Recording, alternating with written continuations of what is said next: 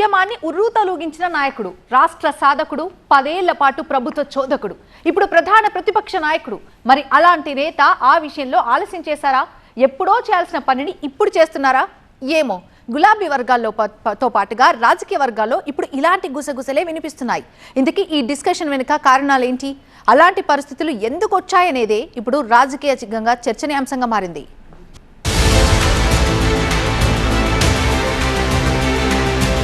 అప్పట్లో ఎవ్వరికీ అందనివాడు, ఇప్పుడు అందరివాడు. అధికారం పోయాకే తత్వం బోధపడిందా? మీకు అందుబాటులో ఉంటుందిగా. I'm on the field now. Sir రాకడా ఆలస్యమైందా?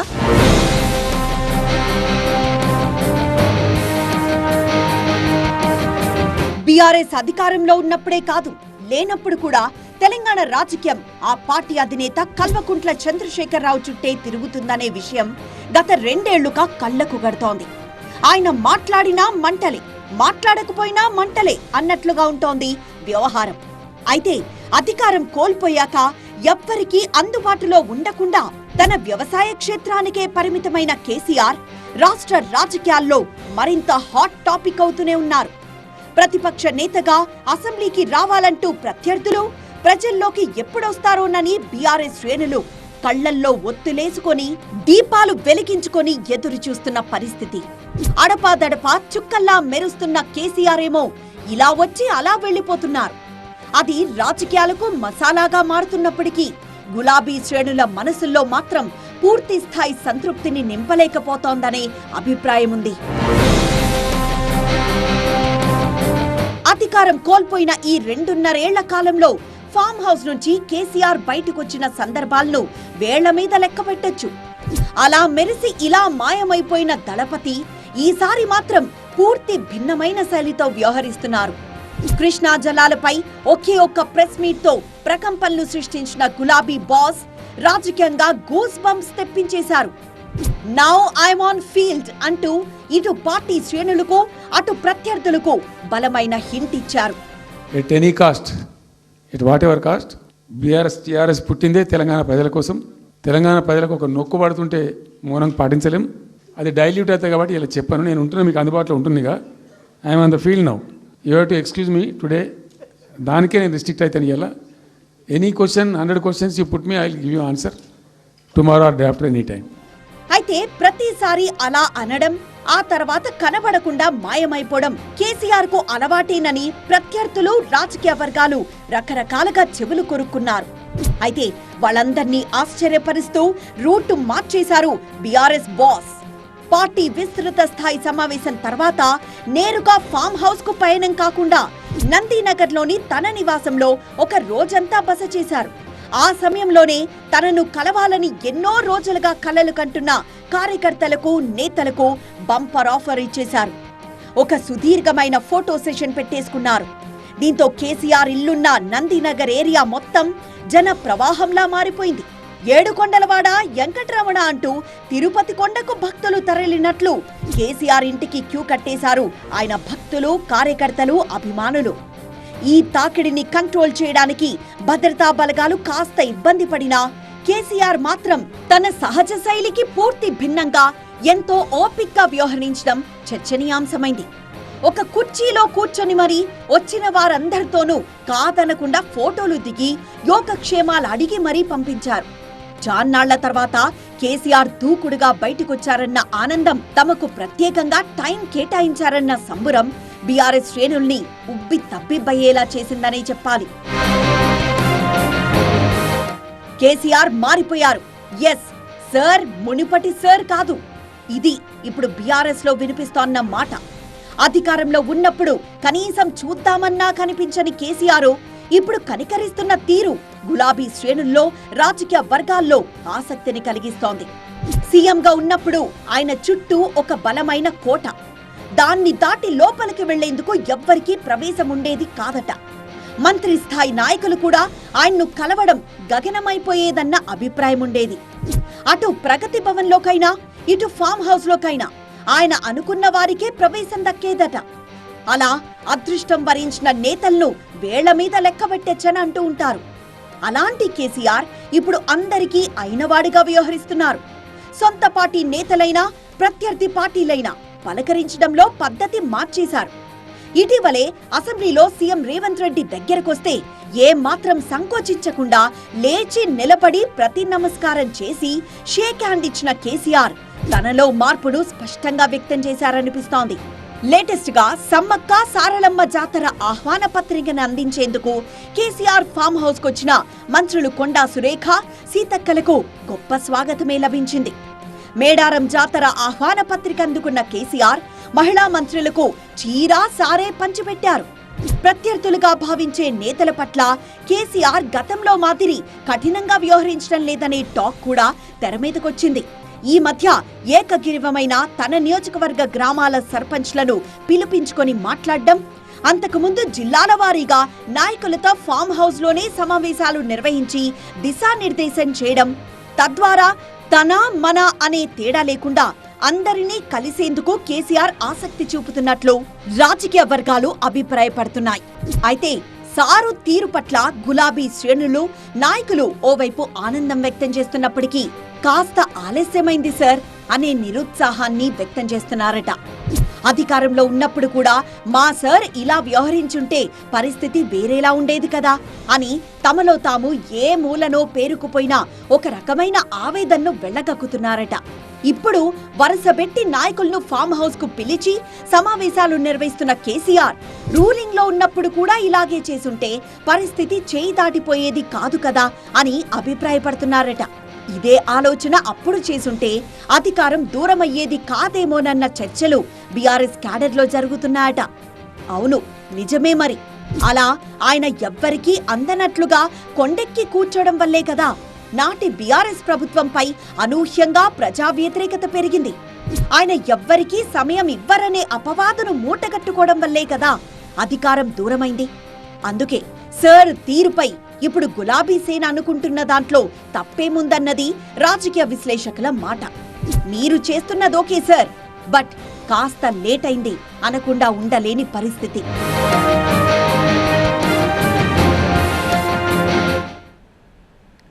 ఆయన తండ్రి ప్రస్థానం అప్రతిహతం. సీమ రాజకీయాల్లో చాణక్యుడిగా పేరు తెచ్చుకున్నారు. మరి అలాంటి నాయకుడికి వారసుడిగా పొలిటికల్ ఎంట్రీ ఇచ్చిన యువనేత ఆ స్థాయిలో నెగ్గుకు రాలేకపోతున్నారా? మంత్రి స్థాయిలో ఉండి కూడా ఆయన ఎందుకలా బర్స్ట్ అవుతున్నారు? ఇప్పుడు ఇదే ముచ్చట రాజకీయంగా చర్చనీయాంశమవుతోంది. అధికార పార్టీ వర్గాల్లోనే కాదు, రాజకీయ వర్గాల్లోనూ అసలు ఏం జరుగుతుంది అనే గుసగుసలు ఎక్కువైపోయాయి. ఇంతకీ ఎవరా మినిస్టర్? ఎందుకోసం ఈ వివాదం? నేనెవర్నీ కెలకను, నన్ను కెలిగితే ఊరుకోను. మంత్రి మాటలతో కొత్త కలకలం. బరస్ట్ అయ్యారా? బయటపడ్డారా? పదవిపై కలకాలం కర్చీఫ్ ఆయనదేనా? 2024లో కర్నూలు నుంచి కూటమి ఎమ్మెల్యేగా గెలిచిన టీజీ భరత్ సీమకోటాలో బంపర్ ఆఫర్ కొట్టేశారు.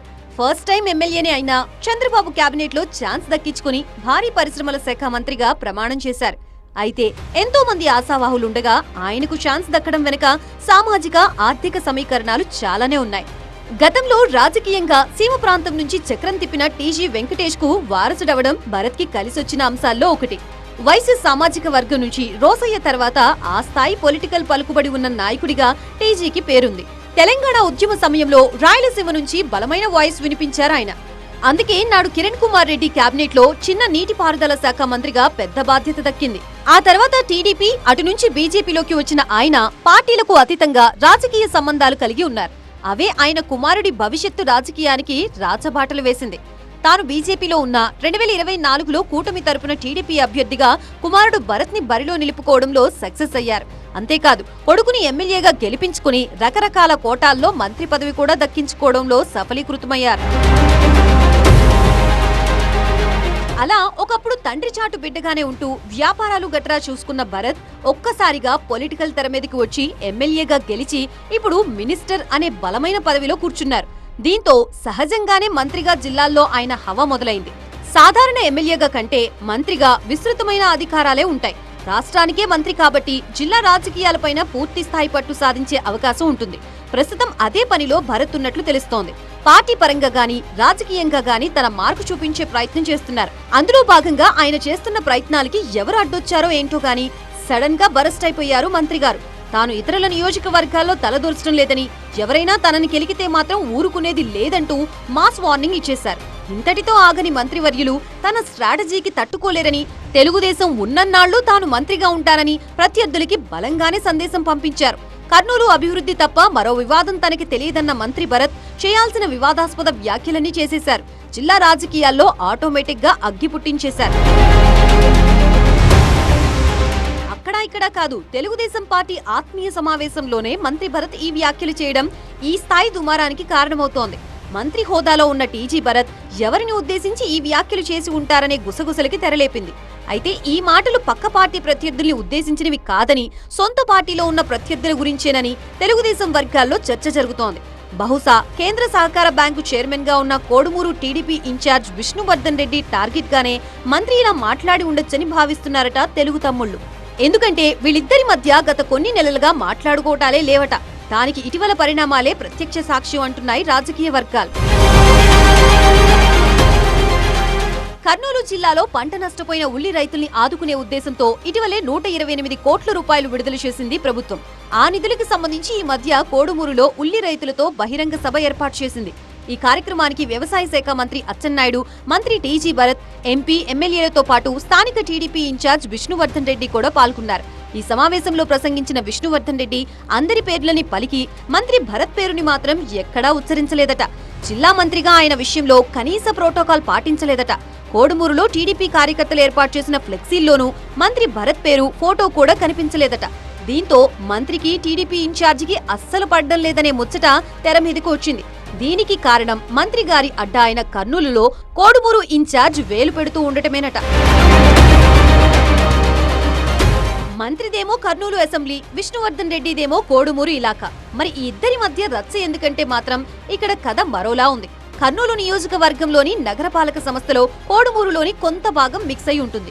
అందుకే అప్పుడప్పుడు నగరపాలక సంస్థలో విష్ణువర్ధన్ రెడ్డి జోక్యం చేసుకుంటున్నారట. ఇది మంత్రి అనుచరులకి అస్సలు మింగుడు పడ్డం లేదని టాక్. ఇంకా చాలా కారణాలున్నప్పటికీ కోడుమూరులో ఉల్లి రైతుల సమావేశంలో జరిగిన అవమానమే మంత్రి భరత్ బరస్ట్ అవడానికి అస్సలు కారణమనే అభిప్రాయం వ్యక్తమవుతోంది. అయితే కోడుమూరు నియోజకవర్గ పరిధిలో కర్నూలుకి సంబంధించి 3 కార్పొరేటర్లున్నారని, వారి బాగోగులు చూసుకోవాల్సిన బాధ్యత విష్ణుకి ఉంటుందని వాదిస్తున్నారు ఆయన అనుచరులు. కర్నూలులో జరిగే పార్టీ కార్యక్రమమైనా, ప్రభుత్వ కార్యక్రమమైనా తమ ప్రమేయమే ఉండడం లేదని వాపోతున్నారట. మంత్రికి, ఇన్ఛార్జికి మధ్య ఈ జగడానికి ఇది కూడా ఓ కారణమే అయినా అంతకు ముందు పదవుల విషయంలోనూ విభేదాలొచ్చాయట. ఇటీవలే జిల్లా టీడీపీ ప్రధాన కార్యదర్శిగా నియమితులైన నాగరాజు యాదవ్ పక్కా మంత్రి భరత్ మనిషి, విష్ణువర్ధన్ రెడ్డికి అస్సలు సరిపడని వ్యక్తి. దీంతో తన వ్యతిరేకిని మంత్రి అందలమెక్కిస్తున్నారన్నది విష్ణువర్ధన్ రెడ్డి ఆరోపణగా తెలుస్తోంది. ఇలా ఇద్దరు నేతల మధ్య దూరం పెరిగినట్లు తెలుస్తోంది. మరి ఇన్నాళ్లు తండ్రి చాటు కొడుకులా ఉన్న భరత్ మంత్రి అయ్యాక మాస్ వార్నింగ్లు ఇస్తూ ఉండడం జిల్లా రాజకీయాల్లో ఎలాంటి పరిణామాలకి దారితీస్తుందో చూడాలి. ఏపీలో అధికార టీడీపీది అంతటా ఒక్క తీరైతే అక్కడ మాత్రం మరోలా ఉందట పరిస్థితి. భగ్గుమంటున్న అసమ్మతి సెగలు అధిష్టానం పెద్దలకు సైతం తలనొప్పిగా మారాయంట. దీనికి కారణం ఒకే ఒక్క నేత, వలస వెళ్లిన నేత అంటూ గగ్గోలు పెడుతున్నారట తెలుగు తమ్ముళ్ళు. అదేంటి, వలస వెళ్లిన నేతకు ప్రయారిటీ ఇవ్వడం ఏంటి అనుకుంటున్నారా? అదంతే. అక్కడ జరిగిన పరిణామాలు, ప్రస్తుతం నెలకొన్న పరిస్థితులు అస్సలు అంతు చిక్కడం లేదట. ఇంతకీ ఇదంతా ఎక్కడ జరుగుతోంది, అసలేం జరుగుతోంది? రాజోలు టీడీపీలో అసమ్మతి సెగలు. గొల్లపల్లి రాకతోనే గొడవ మొదలైందా? మహిళా నేతకు కీలక బాధ్యతలు. జూనియర్ ని రుద్దద్దంటున్న సీనియర్లు. కోనసీమ జిల్లా రాజోలు నియోజకవర్గంలో టీడీపీ గురించి ఇప్పుడు ఇలాంటి గుసగుసలే వినిపిస్తున్నాయి. ఇన్ఛార్జిగా గొల్లపల్లి అమూల్య రాకతో గొల్లుమంటూ అసంతృప్తి వ్యక్తం చేస్తున్నారు నియోజకవర్గ టీడీపీ సీనియర్ నాయకులు, కార్యకర్తలు. గత 3 దశాబ్దాలుగా పార్టీని తల్లిలా భావించి ఎన్ని బాధలొచ్చినా కష్టపడి పనిచేశామంటున్న కార్యకర్తలు తమకు అధిష్టానం అన్యాయం చేసిందంటూ వాపోతున్నారట. పార్టీలో కొందరు సీనియర్ల కోసం ఏమాత్రం అవగాహన లేని మహిళని రాజోలు టీడీపీ ఇన్ఛార్జిగా తమపై రుద్దడం ఎంతవరకు సమంజసం అంటూ మెజారిటీ టీడీపీ నేతలు వాపోతున్నారు. స్థానిక టీడీపీలో ప్రస్తుతం కొనసాగుతున్న ఈ రచ్చ ఇప్పుడు మొదలైందేమీ కాదు. జూనియర్ కి అవకాశం ఇచ్చారనే కారణం కూడా పెద్దదేం కాదు. అసలు రచ్చంతా ఇక్కడ వైసీపీ ఇన్ఛార్జిగా ఉన్న గొల్లపల్లి సూర్యారావు కూతురికి అధికార పార్టీ పగ్గాలు అప్పగించడం వల్లనేనని తెలుస్తోంది. ప్రత్యర్థి కుమార్తెకి కీలకమైన పదవి కేటాయించడంతోనే అసమ్మతి సెగలు బయటపడుతున్నట్లు రాజకీయ వర్గాలు గుసగుసలాడుకుంటున్నాయి. నిన్న కాక మొన్న పార్టీలోకి వచ్చిన గొల్లపల్లి అమూల్యకు ఏకంగా ఇన్ఛార్జ్ పోస్ట్నే కట్టబెడతారా అని ప్రశ్నిస్తున్నారు నాయకులు. గత కొంతకాలంగా రాజోలు టీడీపీలో ఇదే అంశం రాజకీయంగా రగులుకుంటోంది. అంతా సర్దుకుంటుందిలే అని పార్టీ పెద్దలు భావించినా తగ్గుముఖం పట్టే సూచనలు కనిపించడం లేదు. గత ఎన్నికల్లో టికెట్ దక్కలేదన్న అసంతృప్తితో మాజీ మంత్రి గొల్లపల్లి సూర్యారావు టీడీపీని వదిలి వైసీపీలో చేరారు. దీంతో అప్పటి నుంచి ఇక్కడ టీడీపీకి ఇన్ఛార్జ్ లేకుండా పోయారు. కరెక్ట్ గా ఇదే సమయంలో పార్టీ కోసం సర్వస్వం ధారపోస్తూ లోకేష్ పాదయాత్ర సమయంలోనూ కీలకంగా వ్యవహరించిన బీసీసీఎల్ టీడీపీ అధికార ప్రతినిధి చెల్లుబోయిన శ్రీనివాస్ తెరమీదకొచ్చారు. ఆయనతో పాటు చాలా మంది సీనియర్లు సైతం రాజోలు ఇన్ఛార్జ్ పదవిని ఆశించారు. దశాబ్దాలుగా పార్టీని అంటిపెట్టుకుని ఉన్న ఎస్సీ సామాజిక వర్గం నేతలు సైతం ఇన్ఛార్జ్ పదవి వరిస్తుందని చివరిదాకా ఆశగా ఎదురుచూశారు. అయితే అనూహ్యంగా అధిష్టానం తీసుకున్న నిర్ణయం అందరికీ షాక్ ఇచ్చింది. ప్రస్తుతం రాజోలు వైసీపీ ఇన్ఛార్జిగా ఉన్న గొల్లపల్లి సూర్యారావు కుమార్తెను టీడీపీ ఇన్ఛార్జిగా ప్రకటించడం పెద్ద చర్చకే దారితీసింది. తమకి ఇవ్వకపోతే ఇవ్వకపోయారు, కానీ ప్రత్యర్థి పార్టీ కుటుంబానికి కీలకమైన బాధ్యతలు అప్పగించడమేంటని స్థానిక నేతలు బగ్గుమన్నారు. పార్టీని కీలక సమయంలో వదిలేసి వెళ్లిన నాయకుడి కుమార్తెకే మళ్లీ కీలక పదవి ఇవ్వడమంటే ఏం సంకేతాలిచ్చినట్లవుతుందని ప్రశ్నిస్తున్నారట. అసలు టీడీపీలో ఏమాత్రం అనుభవం లేకుండా సీనియర్లు ఎవరో కూడా తెలియని అమూల్యకు ఇన్ఛార్జ్ పగ్గాలు ఎలా ఇస్తారన్నదే ఇప్పుడు తెలుగు తమ్ముళ్ల నుంచి ఎదురవుతున్న వాదన. అందులోనూ ఆమె అందర్నీ కలుపుకెళ్లడం లేదనే విషయాన్ని తెరమీదకి తెస్తున్నారు. ఆమె వెంట నడవలేక, అధిష్టానం నిర్ణయాన్ని వ్యతిరేకించలేక, తమ ఆవేదనను బయటకు చెప్పలేక సతమతమవుతున్నారట. అయితే అమూల్యకు ఈ పదవి దక్కడం వెనుక పెద్దల హస్తం ఉన్నట్లు తెలుస్తోంది. మంత్రులు అచ్చెన్నాయుడు, వాసంశెట్టి సుభాష్లు అమూల్యకి ఇన్ఛార్జ్ పదవి విషయంలో కీలక పాత్ర పోషించి రాజోలు టీడీపీ క్యాడర్ ని నట్టేటా ముంచారని అంతర్గతంగా చర్చించుకుంటున్నారట నేతలు. డాక్టర్ బిఆర్ అంబేద్కర్ కోనసీమ జిల్లా టీడీపీ అధ్యక్షుడిని మర్యాదపూర్వకంగా కలిసేందుకు గొల్లపల్లి అమూల్య వర్గం, మరోపక్క అసమ్మతి వర్గం విడివిడిగా వెళ్లడంతోనే ఇక్కడ లుకలుకలు బయటపడినట్లు తెలుస్తోంది. మరోవైపు కూటమిలో ఉన్న స్థానిక జనసేన ఎమ్మెల్యే తమ కార్యక్రమాలకే పెద్దపీట వేస్తుంటే సొంత పార్టీ నేతల్ని అమూల్య పట్టించుకోవడం లేదట. సీఎంఆర్ఎఫ్ చెక్కులు పంపిణీలోనూ స్థానిక జనసేన ఎమ్మెల్యే దేవ వరప్రసాద్, అమూల్య మధ్య కోల్డ్ వార్ బయటపడినట్లు గుసగుసలు వినిపిస్తున్నాయి. సీఎంఆర్ఎఫ్ చెక్కుల విషయంలోనూ ఎవరికి వారుగా వ్యవహరిస్తున్నారనే టాక్ వినిపిస్తోంది. ఇటు జనసేన ఎమ్మెల్యేకు, అటు టీడీపీ అసమ్మతి వర్గానికి వ్యతిరేకంగా మారిపోయారు గొల్లపల్లి అమూల్య. మరోపక్క కుటుంబ కలహాలతోనూ సతమతమవుతున్న అమూల్య భర్తతోనూ విభేదాలు తలెత్తడంతో ఒంటరిగా నలిగిపోతున్నట్లు చర్చ జరుగుతోంది. రసవత్తరమైన రాజకీయాలకి కేరాఫ్ గా నిలిచే రాజోలులో టీడీపీని పట్టించుకునే నాదుడే లేడా అనే ప్రశ్న హార్డ్ కోర్ సైకిల్ ఫ్యాన్స్ లో ఉత్పన్నమవుతోంది. ఇప్పటికైనా అధినాయకత్వం ఇన్ఛార్జ్ విషయంలో పునరాలోచించి అర్హులైన వారికి ఆ పదవి అప్పగించాలని కోరుతున్నారట. మరి పెద్దలు ఈ విషయంలో ఎలాంటి నిర్ణయం తీసుకుంటారో చూడాలి.